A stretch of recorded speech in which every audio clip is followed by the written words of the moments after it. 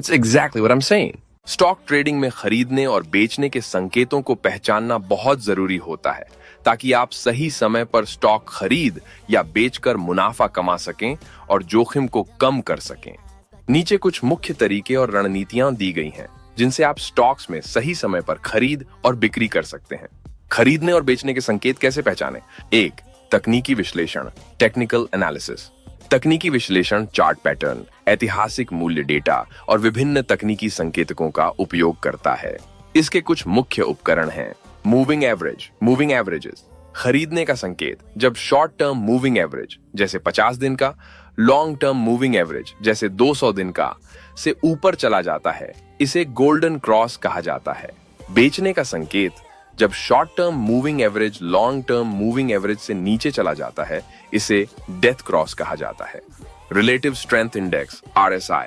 खरीदने का संकेत जब RSI 30 से नीचे हो तो यह दर्शाता है कि स्टॉक ओवरसोल्ड है और इसकी कीमत कम हो सकती है। बेचने का संकेत जब RSI 70 से ऊपर हो तो स्टॉक ओवरबॉट हो सकता है और इसकी कीमत गिरने की संभावना हो सकती है। MACD, moving average convergence divergence.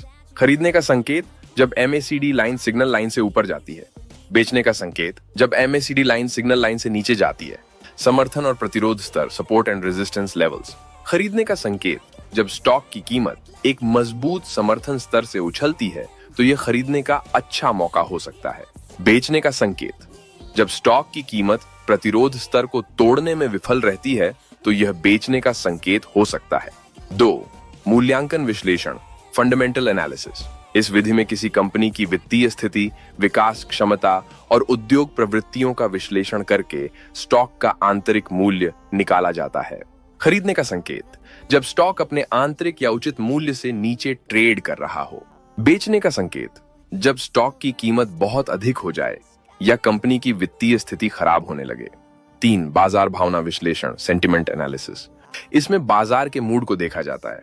उदाहरण के लिए खरीदने का संकेत सकारात्मक खबरें, निवेशकों की बढ़ती उम्मीदें, मजबूत आय रिपोर्ट।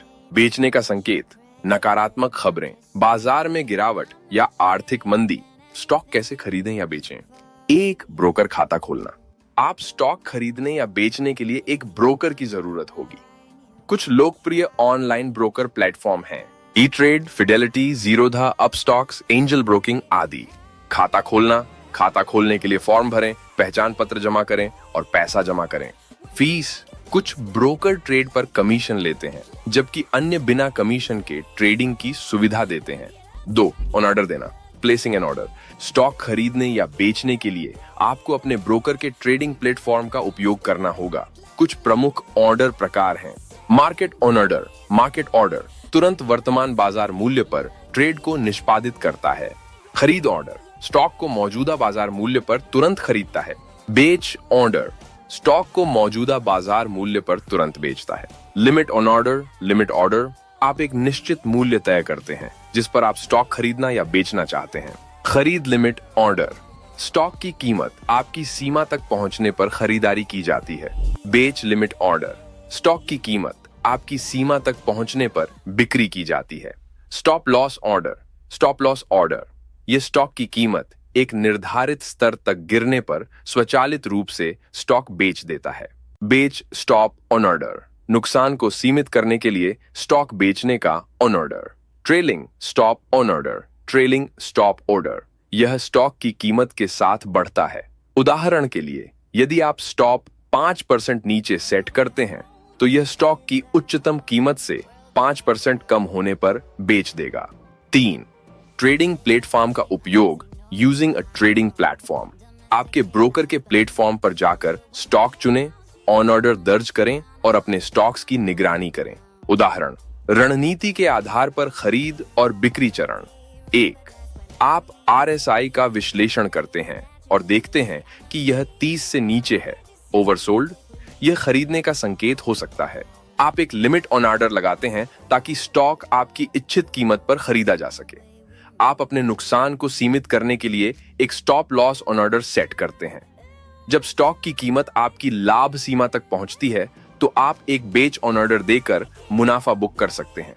नए निवेशकों के लिए सुझाव, छोटे निवेश से शुरुआत करें जब तक कि आप ट्रेडिंग में सहज न हो जाएं। पेपर ट्रेडिंग, नकली पैसे से ट्रेडिंग का अभ्यास करें। हमेशा जोखिम प्रबंधन का उपयोग करें, जैसे कि स्टॉप लॉस। भावनाओं के बजाय डेटा और विश्लेषण पर आधारित निर्णय लें। इन रणनीतियों और चरणों का पालन करके आप स्टॉक ट्रेडिंग में खरीदने और बेचने के सही संकेत पहचान सकते हैं और सफल ट्रेडिंग कर सकते हैं।